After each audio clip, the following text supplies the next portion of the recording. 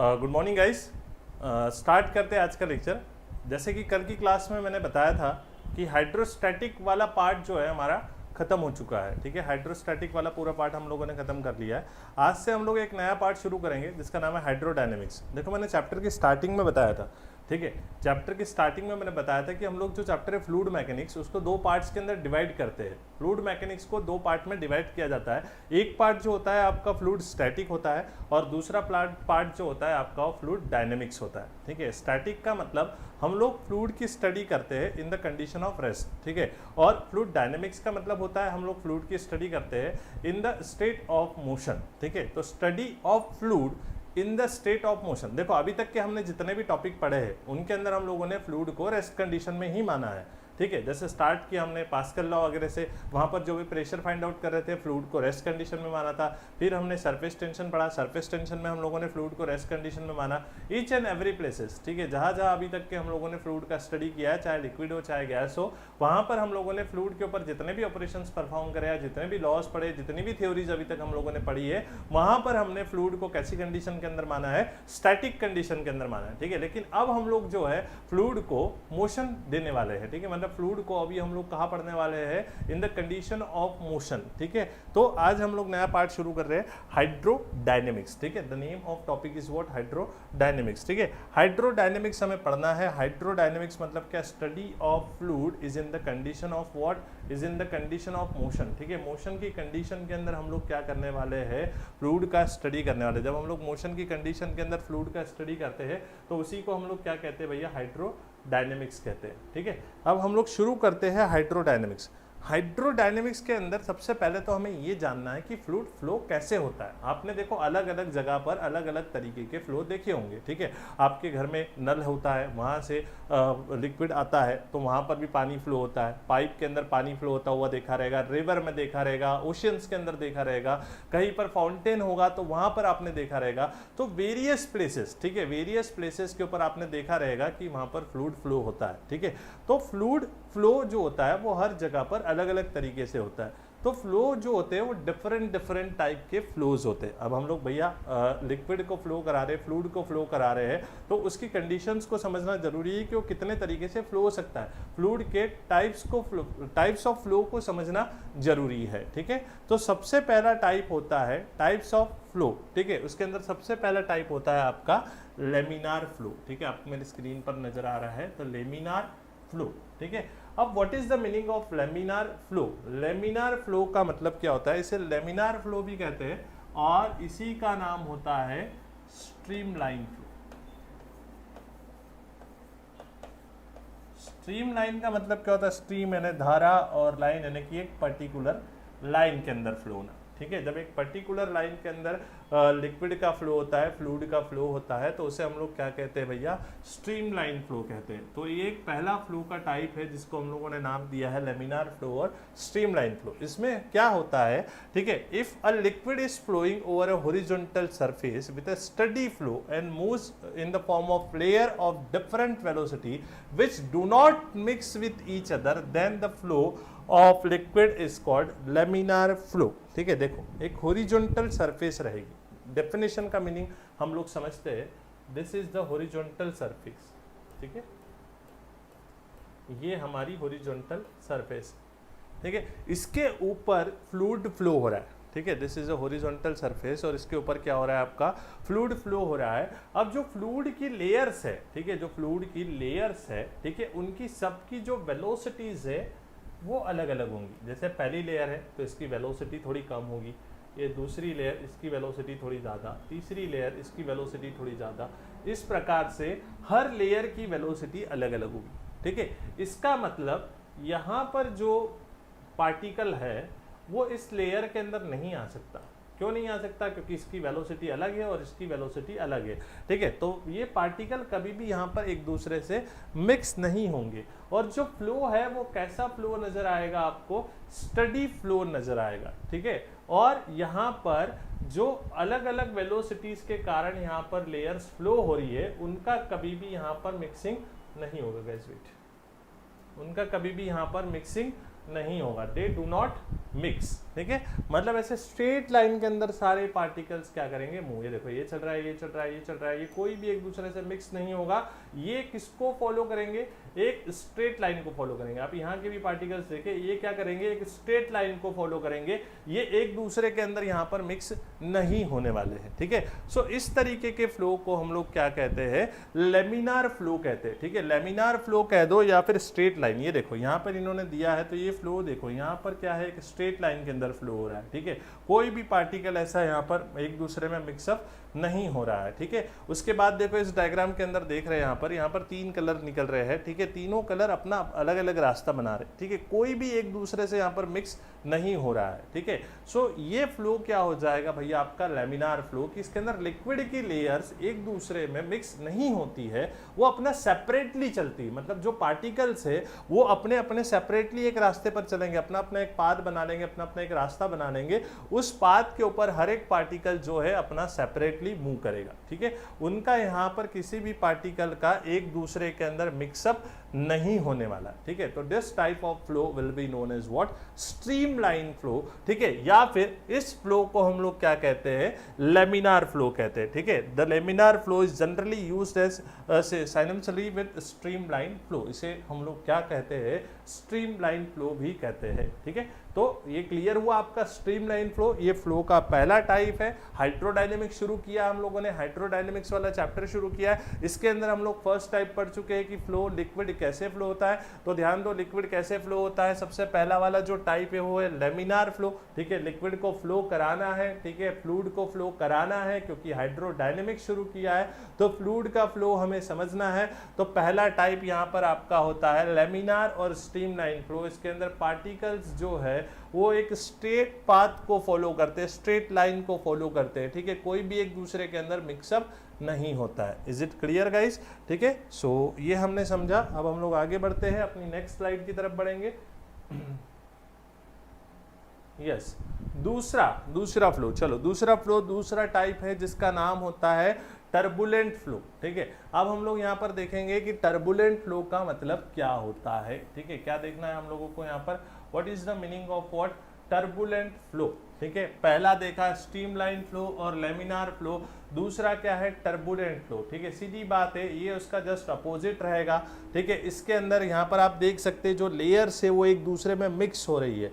Particle जो है अपनी ही जगह पर क्या करता रहेगा, रोटेट करता रहेगा, ठीक है। When a liquid moves in a way that the motion of particle of liquid become disordered, ठीक है। ये लाइन सबसे ज्यादा जरूरी है कि डिसऑर्डर्ड और कैसे होते हैं पार्टिकल्स का फ्लो, इर्रेगुलर होता है। मतलब कि ये देखो, ये मतलब कोई भी लेयर किसी भी लेयर के अंदर यहाँ पर क्या होती चलेगी, मिक्स होती चलेगी। देखो यहाँ पर कोई सीक्वेंस नहीं है पार्टिकल का, कोई किधर भी जा रहा है, सब अपनी अपनी वेलोसिटी से चल रहे हैं। कि हर इसकी वेलोसिटी अलग अलग है, हर इसकी वेलोसिटी अलग अलग है, तो दो लेयर ऐसे एक दूसरे में क्या होती रहेंगी, मिक्स होती रहेगी, ठीक है। So this type of flow will be known as what, turbulent flow. Turbulent flow जब होता है जब वेलोसिटी एक्सेस लिमिट से ज़्यादा बढ़ जाती है, ठीक है। एक्सेस लिमिट के बाद जो पार्टिकल्स है वो अपनी मर्यादा को तोड़ देते हैं, ठीक है, वो अपनी लाइन को तोड़ देते हैं और दूसरे किसी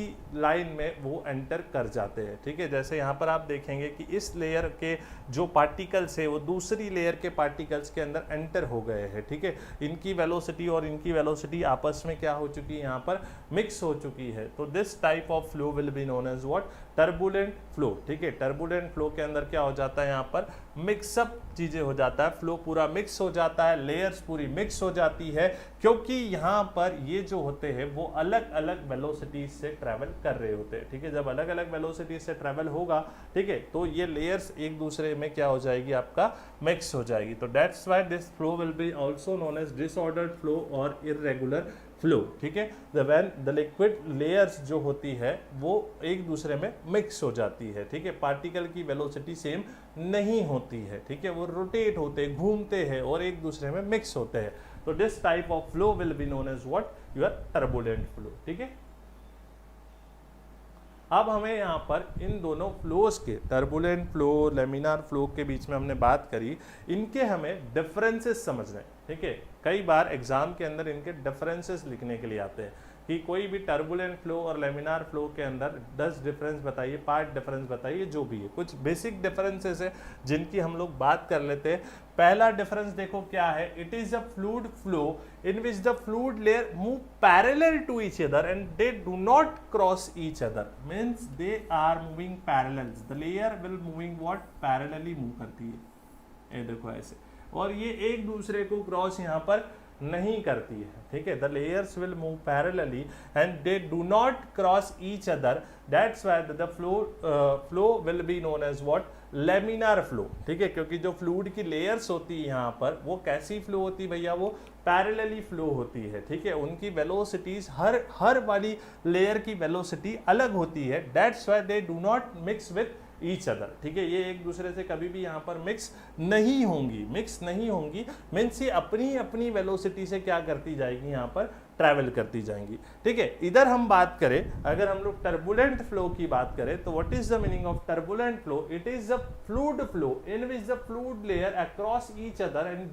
do not move parallel to each other, मतलब एक लेयर, मैंने आपको बताया एक लेयर दूसरी लेयर में इजीली एंटर कर जाएगी, ठीक है। तो ये जो जिगजैग वाला जो फ्लो है वो क्या रहेगा, आपका टर्बुलेंट फ्लो रहेगा, और जो एकदम स्ट्रेट लाइन वाला है, स्ट्रीम लाइन वाला जो फ्लो है, this will be known as what, laminar flow, ठीक है। तो एक हो गया आपका लेमिनार फ्लो और दूसरा हो गया आपका टर्बुलेंट फ्लो, ठीक है। अब यहां पर देखो, the laminar flow generally occurs in the fluid flowing with low velocity, ठीक है। लेमिनार फ्लो हमेशा कहां पर होता है, जहां पर जो फ्लूइड फ्लो हो रहा है होती है उसकी वेलोसिटी कम होती है, ठीक है। जब पार्टिकल की वेलोसिटीज कम होगी तो चुपचाप अपनी एक लाइन में चलेंगे, वो अपनी लाइन को कब तोड़ेंगे, ठीक है, जब उनके पास में वेलोसिटी ज्यादा आ जाएगी।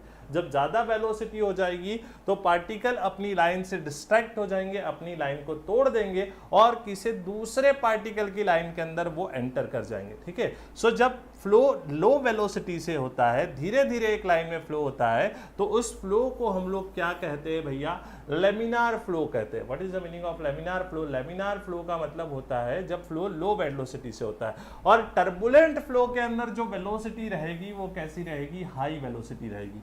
हाई वेलोसिटी रहेगी मतलब इसके अंदर जो पार्टिकल्स है वो अपनी लाइन को तोड़कर दूसरे इसमें जाने वाले, दैट्स व्हाई इनकी वेलोसिटी जो होती है वो ज़्यादा होती है, ठीक है। तो कम वेलोसिटी से होने वाले फ्लो जो होते हैं वो लेमिनार कहलाते हैं, ठीक है। और ज़्यादा वेलोसिटी से जब फ्लो होने लगता है तो टर्बुलेंट फ्लो के अंदर कन्वर्ट हो जाता है, ठीक है। अगला point, laminar flow occurs in small diameter pipes in which fluid flow with low velocities, ठीक है। लेमिनार फ्लो जनरली आपको पाइप्स वगैरह में देखने को मिलेगा, ठीक है। जो पाइप्स होते हैं उनके अंदर आप देखते हो हमेशा कि जो फ्लूइड जो होता है वो धीरे धीरे चलता है, ठीक है, धीरे धीरे अपनी स्पीड से चलता है। तो यहाँ पर जनरली आपको जो फ्लो देखने को मिलता है वो कैसा फ्लो होता है, वो होता है आपका लेमिनार फ्लो, ठीक है। लेमिनार फ्लो का मतलब होता है कि जो पाइप्स वगैरह होते हैं, स्मॉल डायमीटर के पाइप्स, ठीक है, तो मैंने बड़ा डायमीटर बनाया है, स्मॉल डायमीटर के जो पाइप्स होते हैं वहाँ पर लिक्विड की वेलोसिटी कम होती है, क्योंकि सरफेस एरिया कम है, एरिया कम होने के कारण वो धीरे धीरे ट्रैवल करता है। जब धीरे धीरे ट्रैवल करेगा तो वेलोसिटी क्या होगी, कम होगी, और वेलोसिटी कम होगी तो ये लेयर्स एक दूसरे से सेपरेटली चलेंगी। लेकिन जो टर्बुलेंट फ्लो होता है वो लार्ज डायमीटर के पाइप से होता है, ठीक है। अगर मैं यहाँ पर बहुत बड़ा पाइप बना दूं, ऐसे कुछ बना दूं, ठीक है, तो बहुत बड़ा पाइप अगर मैं बनाऊंगा यहाँ पर, तो इसके अंदर जो होगा ये फ्लो ऐसे चले जाएगा, ये ऐसे एक दूसरे में एंटर हो जाएंगे, ठीक है।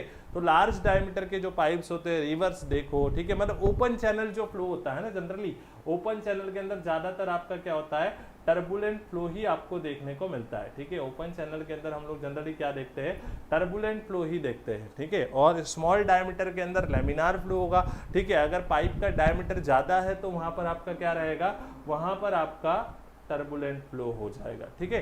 तो ये बात हमने समझी कि ज्यादा डायमीटर में क्या होगा, कम डायमीटर में क्या होगा। उसके बाद देखो अगला देखते हैं, the fluid flow is laminar when the value of Reynolds number is less than 2000, ठीक है। जब रेनॉल्ड्स नंबर की वैल्यू, अब आप सोच रहे होंगे रेनॉल्ड्स नंबर क्या होता है भाई, ठीक है। तो रेनॉल्ड्स नाम के एक साइंटिस्ट थे, उन्होंने ये किया था, एक्सपेरिमेंट किया था।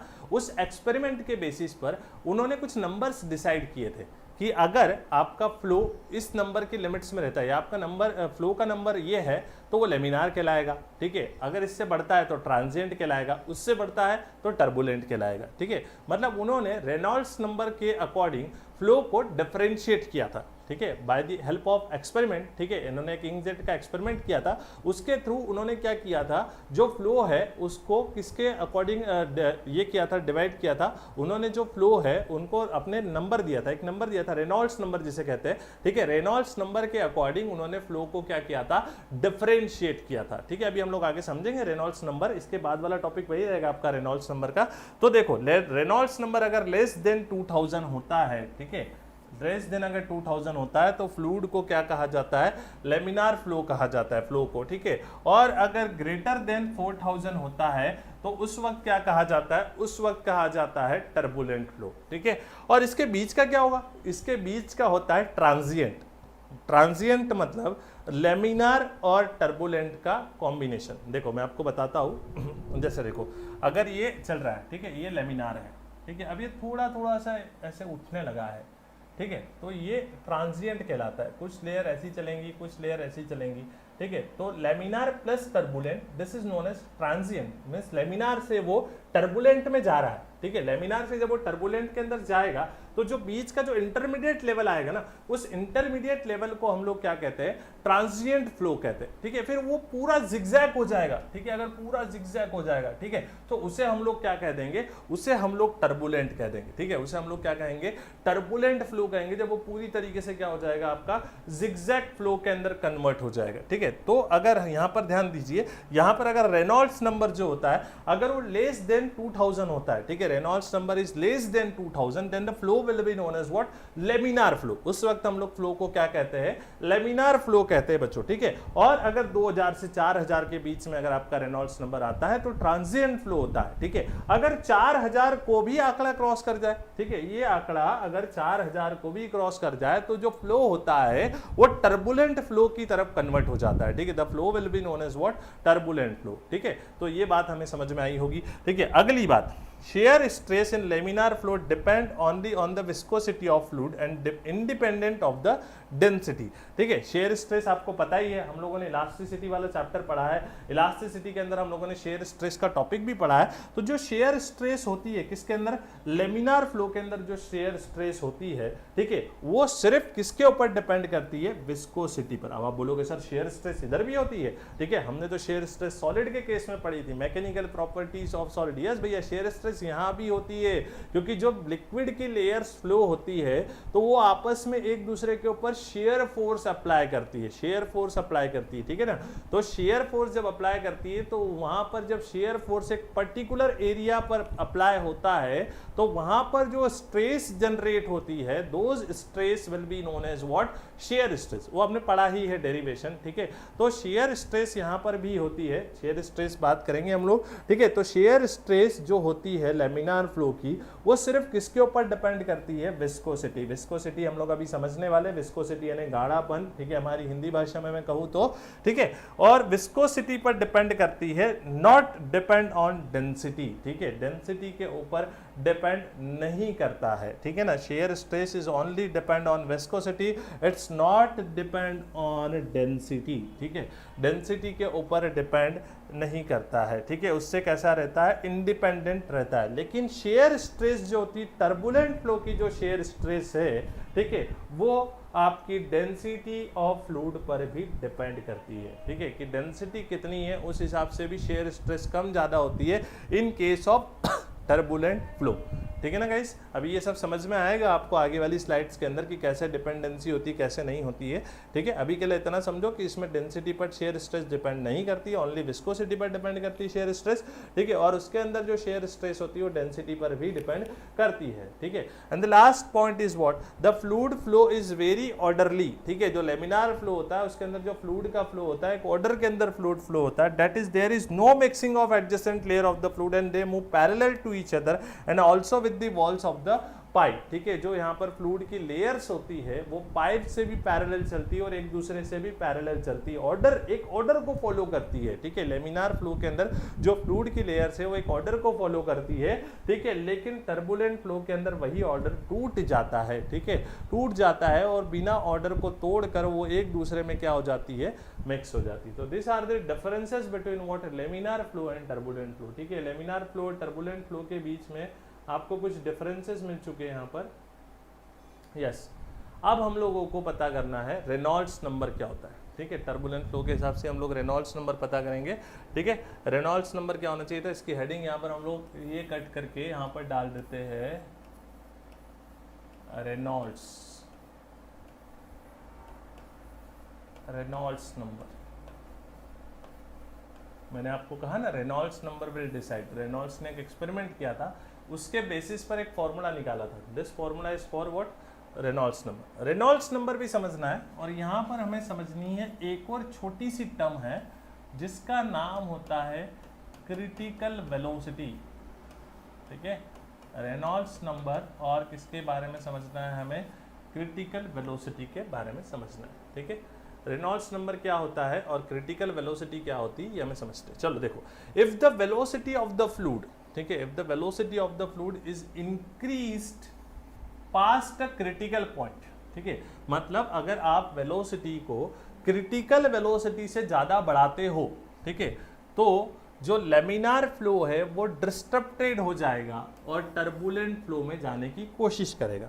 मतलब अगर फ्लूइड की वेलोसिटी क्रिटिकल वेलोसिटी से कम होती है, ठीक है, क्रिटिकल वेलोसिटी मतलब एक लास्ट लिमिट, ठीक है, critical point means what, last limit, ठीक है। तो अगर फ्लूइड की वेलोसिटी क्रिटिकल वेलोसिटी से कम होती है तो जो आपका फ्लो है वो ऑर्डर में होगा, यानी कि लेमिनार फ्लो होगा, ठीक है। लेकिन जैसे ही फ्लूइड अपनी क्रिटिकल वेलोसिटी वाली लिमिट को अगर ब्रेक कर देता है, आप अगर वेलोसिटी को क्रिटिकल वेलोसिटी से ज्यादा बढ़ा देते हो, तो जब आप वेलोसिटी को क्रिटिकल वेलोसिटी से ज्यादा बढ़ा दोगे, ठीक है, तो लेमिनार फ्लो नहीं होगा, ठीक है। फिर उस कंडीशन के अंदर जो होगा आपका ट्रांजिएंट फ्लो शुरू होगा आफ्टर क्रिटिकल वेलोसिटी, और कुछ वक्त बाद इतनी ज्यादा वेलोसिटी बढ़ जाएगी कि आप टर्बुलेंट साइड चले जाओगे। तो critical velocity is the last limit of laminar flow, उसके बाद फ्लो लेमिनार नहीं होता है, मींस फ्लो ऑर्डर में नहीं होगा, रेगुलरली फ्लो नहीं होगा, वो इरेगुलर हो जाएगा, अनऑर्डर्ड फ्लो हो जाएगा, ठीक है। तो critical velocity is the last limit of velocity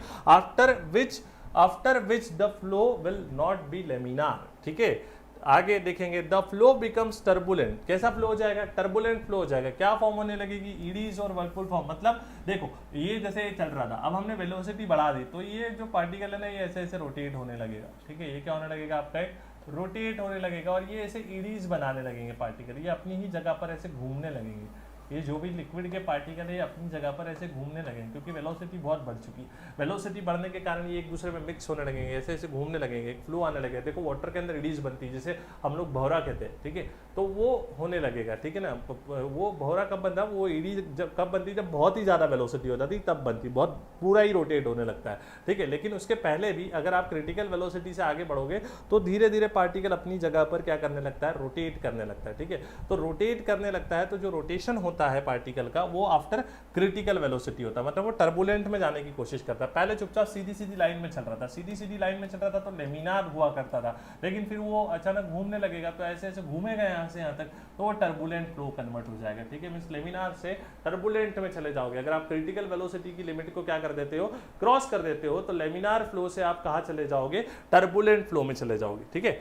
In a cylindrical pipe, the flow would be turbulent if its Reynolds number is larger than a few thousand. Means 3000 4000 3000 के ऊपर अगर Reynolds number आता है तो फ्लो टर्बुलेंट कहलाता है। 2000 के नीचे चलता है तो लेमिनार कहलाता है। बीच का ट्रांजिएंट मानते हैं। देखो ये है रेनॉल्ड्स नंबर का फॉर्मूला। रेनॉल्ड्स नंबर का फॉर्मूला होता है density into diameter of pipe into critical velocity into coefficient of viscosity, ठीक है। यहाँ पर देखो ये जो रो है, ठीक है, this rho denotes what, density of the fluid, ठीक है। रो क्या डिनोट कर रहा है यहाँ पर, density of the fluid denote कर रहे हैं। फॉर्मूला भी मैं प्रूव करूंगा, चिंता मत करो, ठीक है। कई लोग सोच रहे होंगे कि ये फॉर्मूला कहाँ से आया, तो चिंता का कोई विषय है नहीं, ठीक है। रो क्या है आपका, डेंसिटी ऑफ द फ्लूइड है, ठीक है। डी क्या है, डायमीटर ऑफ द सिलेंडर या डायमीटर ऑफ द पाइप मानो जनरली, ठीक है, क्योंकि फ्लो जो होता है पाइप से होता है, ठीक है। D is what diameter of the pipe, rho is what density of the fluid, V क्या है वेलोसिटी, क्रिटिकल वेलोसिटी, ठीक है, क्रिटिकल वेलोसिटी कहेंगे इसे, ठीक है।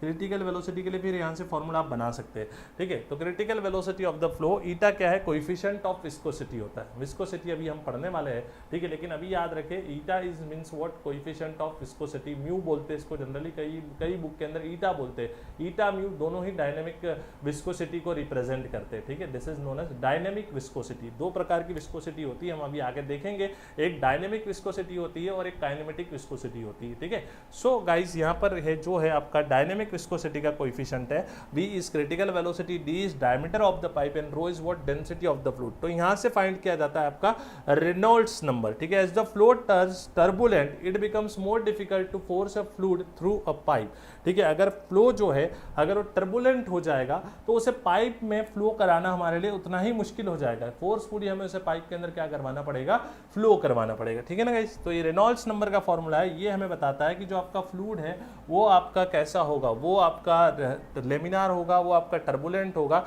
ठीक है। This formula will show, okay. चलो अब देखो हमें यहाँ पर क्या सीखना था, रेनॉल्ड्स नंबर का फॉर्मूला कहाँ से आया, ठीक है। तो Reynolds number is the ratio of inertial force upon viscous force. अब ये फॉर्मूला तो हमें डिग्री में होता है, लेकिन फिर भी अभी आप ध्यान रख लो कि फॉर्मूला प्रूफ में करके आपको दे देता हूँ, ठीक है। तो Reynolds number is what inertial forces upon viscous forces. Inertial forces आपको पता है, जो मास के कारण जो फोर्सेस लगते हैं, this force will be known as what inertial forces, ठीक है। जो हम अभी तक पढ़ते आए मास इनटू एक्सेलरेशन, ठीक है, this is known as what inertial forces. और दूसरे होते हैं विस्कस फोर्सेस। विस्कस फोर्सेस मतलब what, resistance forces in liquid, ठीक है। रेजिस्टेंस जैसे सॉलिड के रेजिस्टेंस फोर्स होते हैं, वैसे ही लिक्विड लेयर के बीच में भी एक रेजिस्टेंस फोर्स एक्ट करता है, उसे हम लोग कहते हैं विस्कस फोर्स, ठीक है ना, ठीक है। ये भी न्यूटन ने ही दिया था। तो रेनॉल्ड्स नंबर का फॉर्मूला क्या होता है, inertial forces upon viscous forces. Inertial forces का फॉर्मूला क्या होता है, इनर्शियल फोर्सेस का फॉर्मूला होता है मास इनटू एक्सीलरेशन। ये बचपन से पढ़ते आए हो, ठीक है, mass into acceleration. This is the formula what inertial forces का फॉर्मूला होता है मास इनटू एक्सीलरेशन। अब विस्कस फोर्स का फॉर्मूला अभी तक हमने नहीं पढ़ा है, ठीक है, लेकिन मैं आपको बता देता हूँ विस्कस फोर्स का फॉर्मूला क्या होता है। हम आगे इसको प्रूव भी करेंगे। विस्कस फोर्स का फॉर्मूला होता है it is equals to dynamic viscosity. मैंने आपको बोला कोएफिशिएंट ऑफ डायनेमिक विस्कोसिटी, इसको ईटा से भी रिप्रेजेंट करते हैं, म्यू से भी रिप्रेजेंट करते हैं, अलग अलग रिप्रेजेंटेशन अलग अलग बुक्स के अंदर होते हैं, ठीक है। बट डायनेमिक विस्कोसिटी यहाँ पर होती है, ठीक है, नॉट काइनेमेटिक, राइट है। सो डायनेमिक विस्कोसिटी और क्या होता है, velocity upon distance. Velocity upon distance क्या होगा, इस टर्म को क्या कहते हैं, जब डिस्टेंस से डिवाइड होता है तो उसे क्या कहते हैं, देखो हमने पढ़ा है, जल्दी से बताएंगे, तब तक आगे नहीं बढ़ेंगे हम, ठीक है। इसको जब अगर कोई भी चीज को अगर हम लोग डिस्टेंस से डिवाइड करते हैं, ठीक है, तो डिस्टेंस से डिवाइड करने पर उस टर्म्स को क्या कहा जाता है, अरे बताओ भाई। पोटेंशियल को डिस्टेंस से हम लोग डिवाइड करते हैं, वेलोसिटी को डिस्टेंस से हम लोग डिवाइड करते हैं। जब डिस्टेंस के साथ साथ किसी टर्म के अंदर चेंज आ रहा है, किसी फिजिकल क्वांटिटी के अंदर अगर डिस्टेंस के साथ साथ चेंज आ रहा है तो उसे हम लोग क्या मानते हैं, उसे ग्रेडियंट मानते हैं। यहाँ पर वेलोसिटी के अंदर चेंज आ रहा है with respect to change in distance, तो इसे हम लोग क्या कहेंगे, इसे हम लोग कहते हैं वेलोसिटी ग्रेडियंट, ठीक है। This term will be known as what, velocity gradient. इस टर्म को कहा जाता है velocity gradient. It is equals to velocity upon distance, ठीक है। वेलोसिटी अपॉन डिस्टेंस इसके जो रेशियो होता है, ठीक है ना, किसी भी चीज को अगर आप डिस्टेंस से डिवाइड करेंगे, जैसे पोटेंशियल को अगर आप डिस्टेंस से डिवाइड करते हैं तो this is known as what, potential gradient, ठीक है ना। ये कुछ लोगों ने बताया भी था आंसर, वेरी गुड गाइस, ठीक है, ओम ने बताया था, ठीक है, क्षितिजा वगैरह, ठीक है, आयुषा, राइट है। तो जो भी है वेलोसिटी को अगर हम लोग डिस्टेंस से डिवाइड करेंगे तो it is known as what, velocity gradient, ठीक है। अगर पोटेंशियल को अगर हम लोग डिवाइड करेंगे distance, this is known as potential gradient, और साथ में मल्टीप्लिकेशन होता है एरिया का, ठीक है।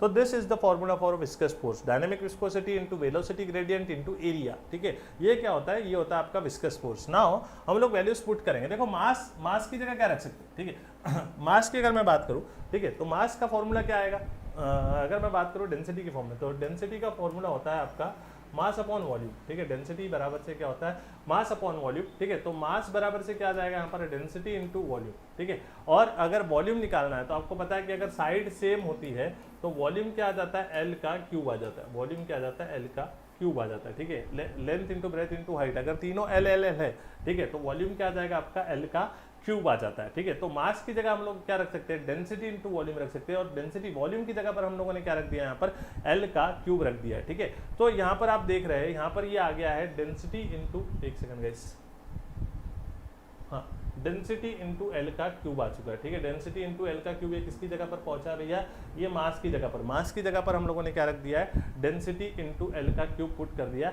अब बात आती है एक्सीलरेशन की, ठीक है। किसकी बात आती है, एक्सीलरेशन की। तो एक्सीलरेशन का मतलब क्या होता है, एक्सीलरेशन का मतलब होता है आपका वेलोसिटी अपॉन टाइम, ठीक है। एक्सीलरेशन इज इक्वल्स टू क्या होता है आपका, वेलोसिटी अपॉन टाइम। तो आप देखेंगे यहाँ पर मैंने एक्सीलरेशन की जगह पर क्या रखा है, यहाँ पर वेलोसिटी अपॉन टाइम रख दिया, ठीक है। एक्सीलरेशन की बेस पर मैंने क्या पुट कर दिया है, वेलोसिटी अपॉन टाइम, ठीक है। नाउ वी हैव नो कि जो यहाँ पर आपका जो डायनेमिक विस्कोसिटी होती है, मैंने कहा ना म्यू से भी और ईटा से भी, दोनों से चलता है, ठीक है। आप चाहे तो यहाँ ईटा भी लगा लें, कोई प्रॉब्लम नहीं है, ठीक है। सो म्यू से डिनोट किया डायनेमिक विस्कोसिटी को, उसकी जगह म्यू रख दिया, ठीक है। उसके बाद वेलोसिटी अपॉन टाइम रख दिया, और एरिया को हम लोग एल स्क्वायर कह देंगे। अगर वॉल्यूम आपका एल क्यूब है, ठीक है, तो एरिया आपका क्या हो जाएगा, एरिया आपका हो जाएगा यहाँ पर एल स्क्वायर, ठीक है। तो एरिया इज एल स्क्वायर, ठीक है। So now we cut this, ठीक है। अब हमें यहाँ पर कुछ कटपिट करना पड़ेगा, ये वेलोसिटी वेलोसिटी कैंसिल हो जाएगी, ठीक है। ये L square L cube cancel हो जाएगा, ठीक है। सो ओवरऑल क्या बचेगा यहाँ पर, ठीक है। ये देखो, ये एल तो ऊपर चला जाएगा, सो ओवरऑल क्या बचेगा, ये वापस देखो ऊपर की टर्म के अंदर क्या बचेगा, इन्होंने कट नहीं किया लेकिन बाद में कट करेंगे, देखो यहाँ आके कट कर रहे हैं लोग। सो यहाँ पर आगे कट करने से अच्छा यहीं कट कर लो। तो एक तो रो बचेगा, रो बच रहा है, ठीक है। एल का स्क्वायर हो जाएगा, क्योंकि एक एल यहाँ बचा था और एक एल ऊपर गया, ठीक है। थोड़ा सा मैं सफाई कर देता हूँ जिससे आपको थोड़ा और क्लियर हो जाएगा। एक मिनट गाइस,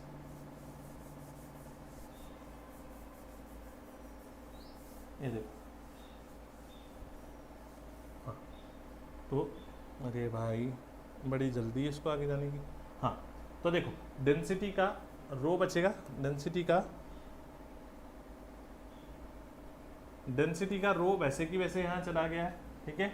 एल तो कैंसिल हुआ एल स्क्वायर से, ठीक है ना, ये कैंसिल हुआ, तो यहाँ पर क्या बचेगा, देखो ये एक एल से कैंसिल होगा, एक एल जो बचेगा इससे कैंसिल होगा, तो यहाँ एल स्क्वायर बचेगा, ठीक है। तो एल स्क्वायर लिख दिया हमने, रो एल स्क्वायर, ठीक है। वेलोसिटी तो कैंसिल हो चुकी है, वी भी कैंसिल हो चुका है, तो ऊपर क्या बचेगा, 1/t बचेगा, और नीचे सिर्फ बचेगा आपका म्यू, ठीक है। सो ये फॉर्मूला यहाँ तक समझ आया रहेगा आपको।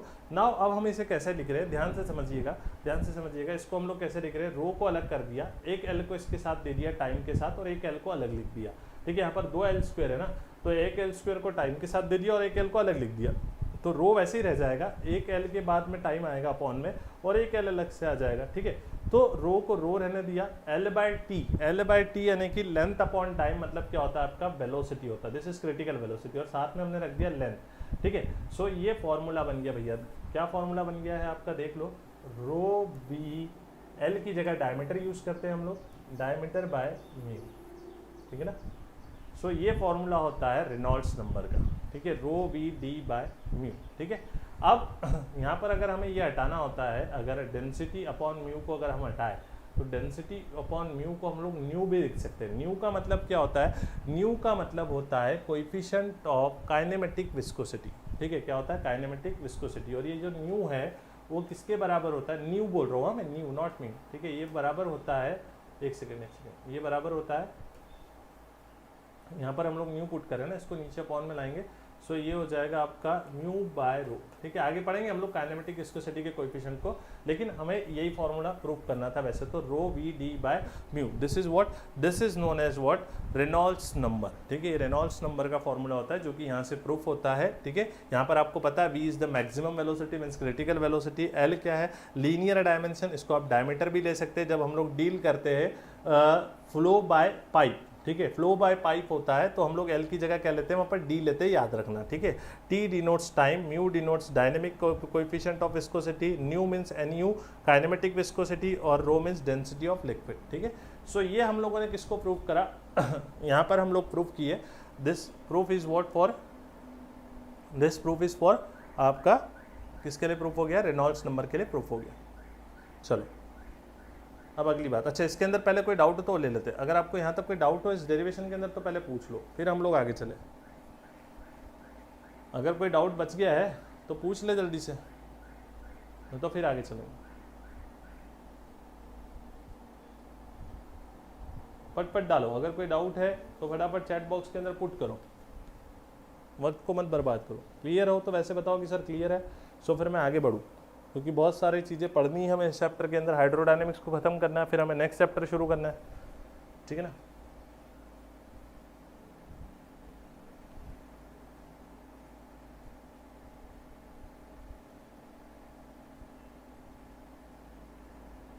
ओके चलो, अब हमारा सबको क्लियर है तो अगला टॉपिक है विस्कोसिटी। ठीक है, विस्कोसिटी के बारे में आप पहले भी जानते होंगे। ठीक है, बहुत बार आप लोग सोचे हैं विस्कोसिटी का मतलब क्या होता है। विस्कोसिटी का मतलब होता है, हिंदी में बोले तो गाढ़ापन और मराठी में बोले तो थिकट या थक, ऐसा कुछ तो भी होता है। ठीक है, so this is known as what, viscosity. ठीक है, थिकपन जो होता है, ठीक है, उसे विस्कोसिटी कहते हैं। जाड़ापन जो कहते हैं हम लोग, this is known as viscosity. देखो मैंने यहाँ पर इसीलिए दो बेस्ट एग्जांपल दिए हैं।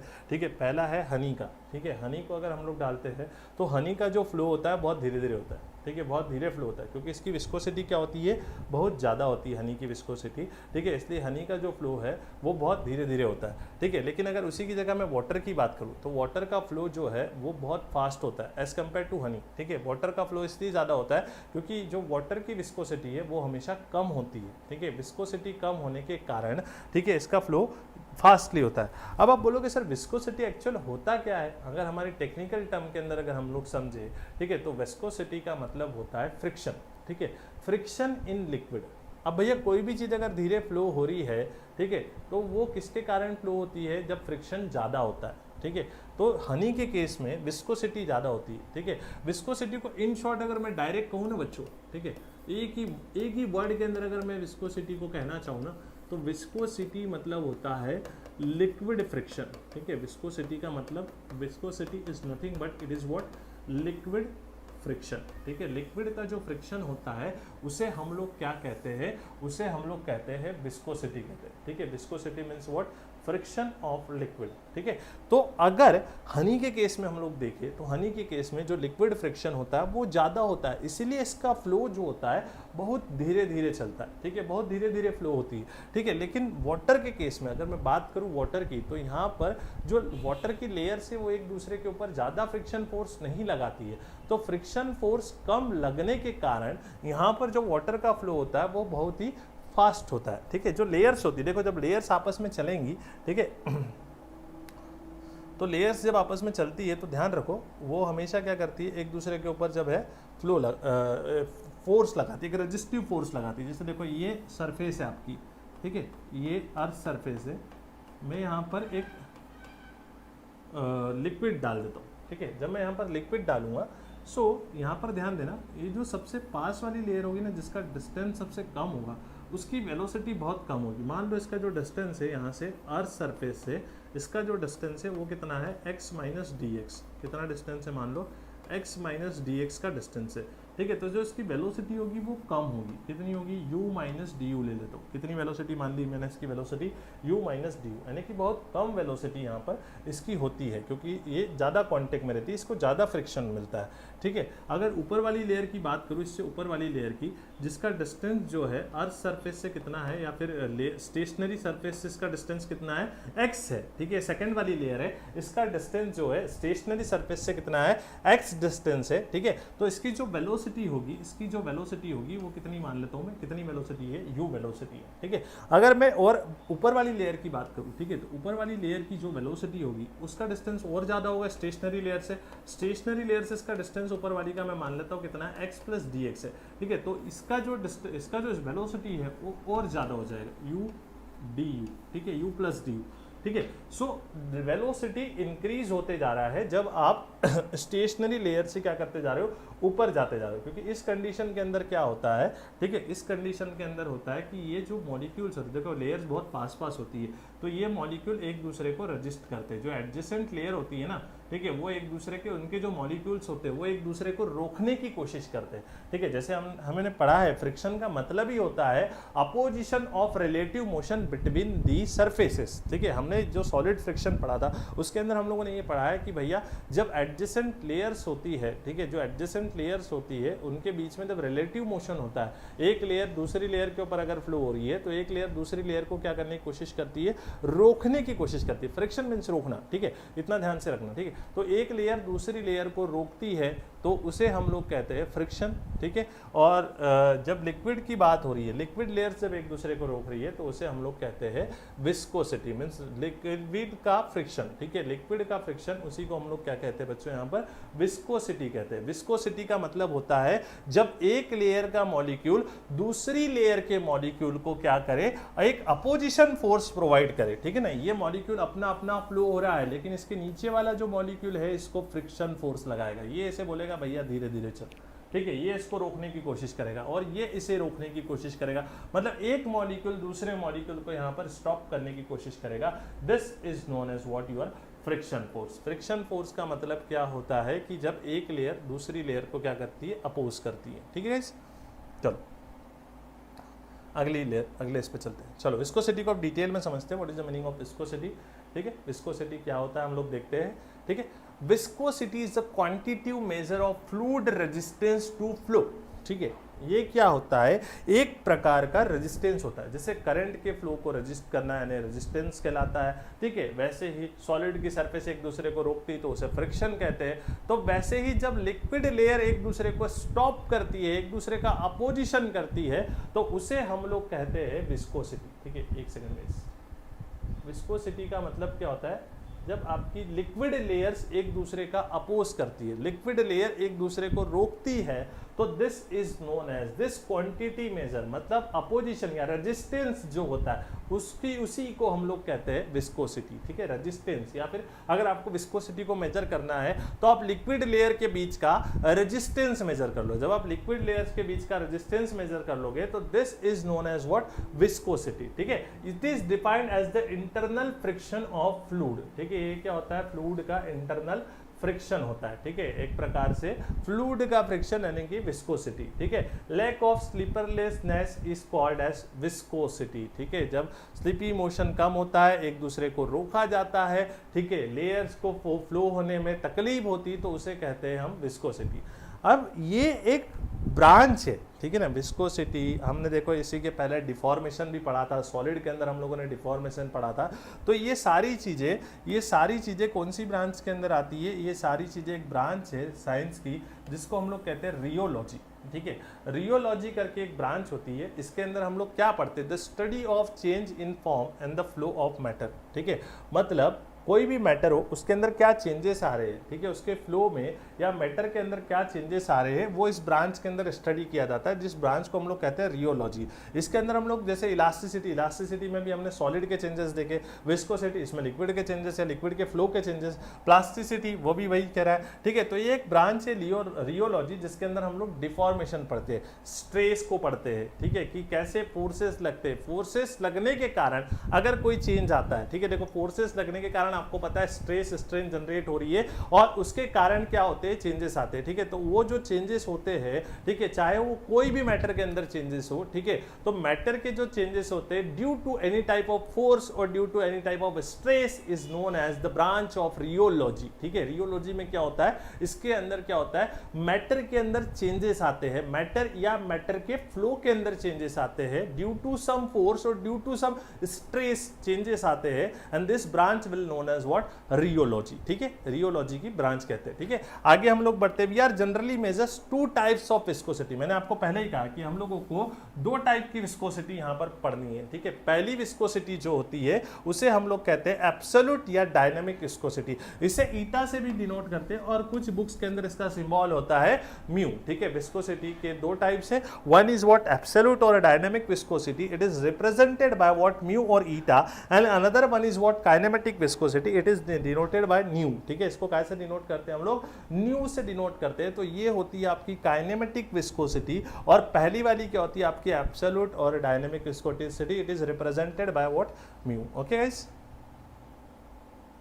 चलो अब हम लोग देखते हैं टाइप्स ऑफ विस्कोसिटी में। डायनेमिक विस्कोसिटी कब होती है? When viscosity of fluid is study with respect to force, मतलब विस्कोसिटी को समझ रहे हैं but with respect to force अगर हम लोग समझ रहे हैं, ठीक है, कि फोर्स लगने के कारण विस्कोसिटी हो रही है, तो उसे हम लोग कहते हैं डायनेमिक विस्कोसिटी। इसे म्यू से डिनोट करते हैं, ईटा से डिनोट करते हैं, और इसका यूनिट होता है न्यूटन सेकंड पर मीटर स्क्वायर। कभी कभी पूछ लिया जाता है एग्जाम के अंदर, ठीक है ना, एंट्रेंस एग्जाम में पूछ लिया जाता है यूनिट या डायमेंशन, तो याद रखें इसका यूनिट क्या होता है? न्यूटन सेकंड पर मीटर स्क्वायर इसका यूनिट होता है। ये जब हम लोग विस्कोसिटी को फोर्स के रिस्पेक्ट में समझ रहे हैं, हमें यही समझनी है, हमारे सिलेबस में यही है, ठीक है, तो उसे हम लोग कहते हैं डायनेमिक विस्कोसिटी। और ये जो कि अभी हमारे सिलेबस में नहीं है, काइनेमेटिक विस्कोसिटी, मतलब जब हम लोग विस्कोसिटी का स्टडी करते हैं with respect to motion of fluid, ठीक है, मोशन ऑफ फ्लूइड के रिस्पेक्ट में अगर स्टडी करेंगे विस्कोसिटी का, तो उसे काइनेमेटिक विस्कोसिटी कहते हैं। It is represented by nu and it is equals to, इसका जो यूनिट होता है उसे हम लोग स्टोक्स कहते हैं, क्योंकि स्टोक्स नाम के साइंटिस्ट ने विस्कस फोर्स का एक फॉर्मूला दिया था, ठीक है, तो उसे विस्कोसिटी को डिफाइन किया था। That's why the unit of this viscosity will be Stokes, ठीक है, स्टोक्स इसका क्या रहेगा? यूनिट रहेगा, ठीक है, याद रखें, ये पूछा जाता है कई बार ना। यस, अब हम लोगों को विस्कस फोर्स का फॉर्मूला समझना है। देखो ये डायग्राम आपको याद आ रहा रहेगा, ठीक है ना, ये वाला डायग्राम मैंने इसलिए ये वाला डायग्राम में डाला शेयर फोर्स का डायग्राम, शेयर स्ट्रेस का डायग्राम है। जब हम लोग टेंजेंशियल फोर्स अप्लाई करते थे, ये वाली लेयर देखो फिक्स होती थी, ये फिक्स होती थी, ठीक है, और यहाँ पर हम लोग क्या अप्लाई करते थे?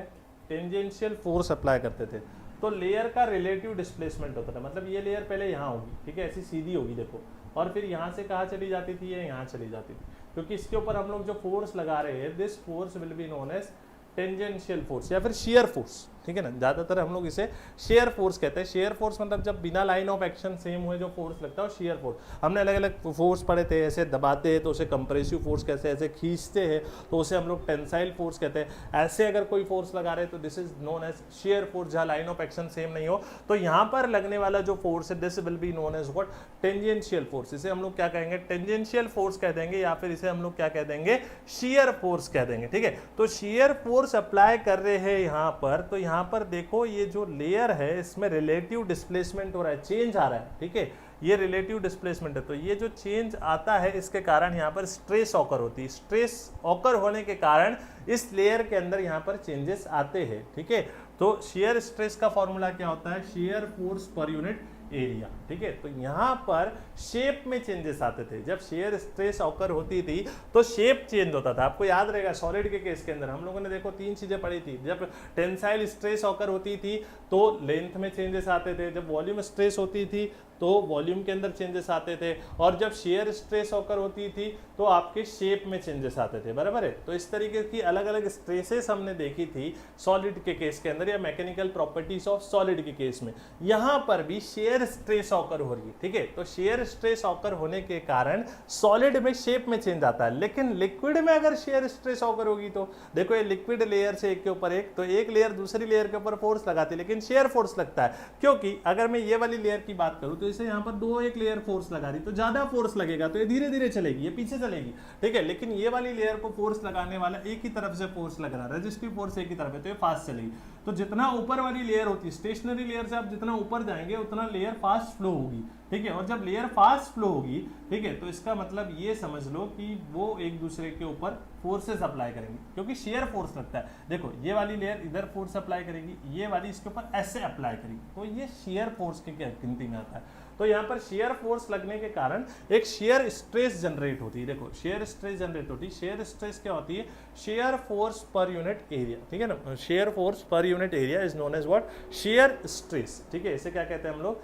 शेयर स्ट्रेस कहते हैं, ठीक है। और ये डायरेक्टली प्रोपोर्शनल होती है। देखो शेयर स्ट्रेस जो होती है वो डायरेक्टली प्रोपोर्शनल होती है वेलोसिटी ग्रेडियंट से। मैं मान लेता हूँ डिस्टेंस को मैंने z से रिप्रेजेंट किया, ये देखो डिस्टेंस z है ना, यहाँ पर z दे रहा है तो मैं z से रिप्रेजेंट कर देता हूँ, x देता हूँ तो मैं x से रिप्रेजेंट कर देता हूँ, उसमें कोई दुविधा वाली बात नहीं, ठीक है। तो शेयर स्ट्रेस जो है फोर्स पर यूनिट एरिया वो डायरेक्टली किससे प्रोपोर्शनल होगी? वो प्रोपोर्शनल होगी वेलोसिटी ग्रेडियंट से प्रोपोर्शनल होगी। Shear stress is directly proportional to what? Velocity gradient. मतलब वेलोसिटी के अंदर जब चेंजेस आते हैं डिस्टेंस के साथ साथ, वो ड्यू टू किसके कारण चेंजेस आते हैं? ड्यू टू शेयर स्ट्रेस, ठीक है। लिक्विड फ्रिक्शन जो होता है, लिक्विड फ्रिक्शन फोर्स जो होता है उसे हम लोग शेयर फोर्स कहते हैं या विस्कस फोर्स कहते हैं। देखो अलग अलग नाम है इसके, ठीक है। बहरूपी आंसर इसके बहुत सारे नाम है, ठीक है। विस्कस विस्कस फोर्स भी इसी का नाम है, फ्रिक्शन फोर्स इन लिक्विड भी इसी का नाम है, शेयर फोर्स भी इसी का नाम है, ठीक है। तो शेयर फोर्स लगने के कारण यहाँ पर शेयर स्ट्रेस जनरेट होती है, और शेयर स्ट्रेस जब जनरेट होती है तो वहां पर किसमें चेंजेस आते हैं, आपके वेलोसिटी के अंदर चेंजेस आते हैं, ठीक है। Velocity changes with respect to distance, this is known as your shear force, ठीक है guys, okay. So shear stress is directly proportional to velocity gradient, क्योंकि वेलोसिटी में डिस्टेंस के साथ साथ चेंजेस क्यों आता है, क्योंकि शेयर स्ट्रेस बनती है। जब प्रोपोर्शनल का साइन हटता है तो आप एक कांस्टेंट लगाते हैं, this constant is known as coefficient of viscosity, ठीक है, ईटा। यहाँ से आप चाहे तो शेयर फोर्स का फॉर्मूला बना सकते हैं, इस एरिया को इधर ले जाए तो शेयर फोर्स का फॉर्मूला क्या बनेगा, शेयर फोर्स का फॉर्मूला बनेगा ईटा dv by dt into area. Shear force बोलो या फिर इसे विस्कस फोर्स भी कह सकते हैं, ठीक है, बात एक ही है। Is it clear guys? यहाँ तक कोई डाउट है तो आप पूछ सकते हैं।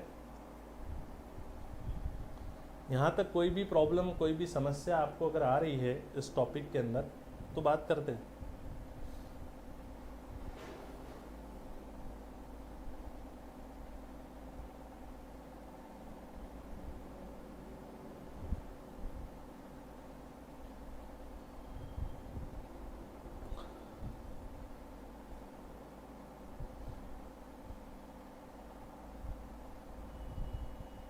चलो आगे बढ़ते हैं।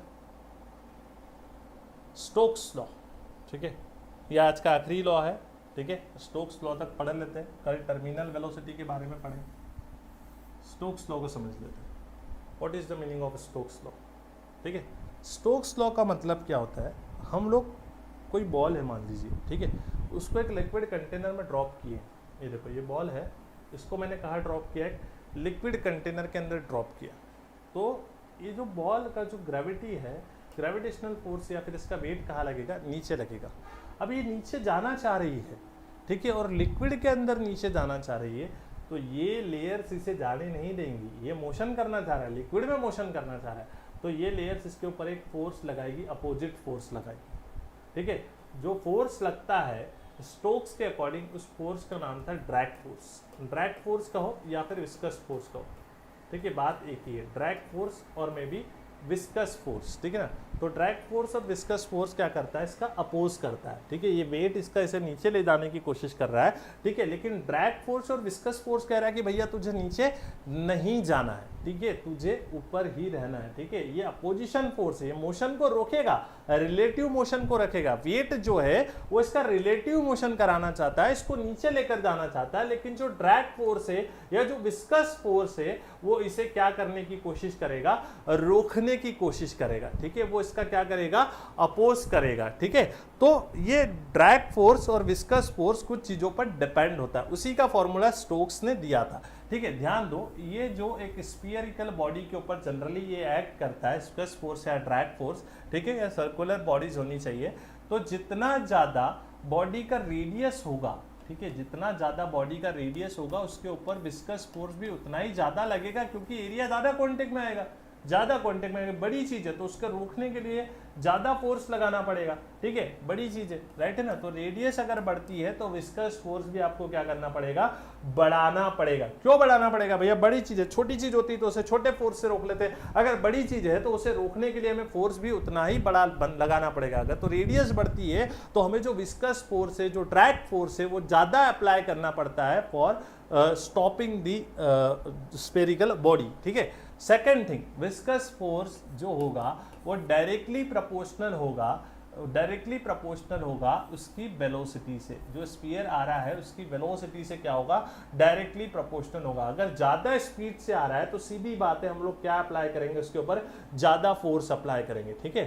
Third thing is that viscous force is directly proportional to what, coefficient of viscosity, ठीक है। कोएफिशिएंट ऑफ विस्कोसिटी से क्या होगा, डायरेक्टली प्रोपोर्शनल होगा, ठीक है। Viscous force is directly proportional to what, coefficient of viscosity. क्योंकि अगर ये लिक्विड जितना विस्कस होगा ना, अगर आप इसे वाटर में डालोगे तो ये ज्यादा देर तक नीचे जाएगा, ठीक है, लेकिन आप इसी को हनी में डालोगे ना तो ये यहाँ पर बहुत अपोज करेगा और इसे जल्दी से रोक लेगा या उसकी वेलोसिटी को कांस्टेंट कर देगा, ठीक है। तो जब जाता है ये नीचे गिरता है ना, तब जो वेलोसिटी रहती है वो धीरे धीरे बढ़ती रहती है, ठीक है, लेकिन एक समय ऐसा आता है कि इसकी वेलोसिटी कांस्टेंट हो जाती है, ठीक है, ये सोचो, ठीक है, इसके अंदर विस्कोसिटी का ही कंसेप्ट है पूरा, ठीक है। जब बारिश गिरती है तो बारिश के अंदर देखना आप, अगर पानी की बूंद अगर नीचे गिर रही है, ठीक है, तो पानी की बूंद को अगर मैं थोड़ी देर के लिए यहाँ से एयर हटा दूँ, ठीक है, फ्लूइड को अगर हटा दूँ, ठीक है, तो जब वो पानी की बूंद गिरेगी तो इतनी तेज स्पीड से गिरेगी कि तुम्हारा सिर फोड़ सकती, ठीक है।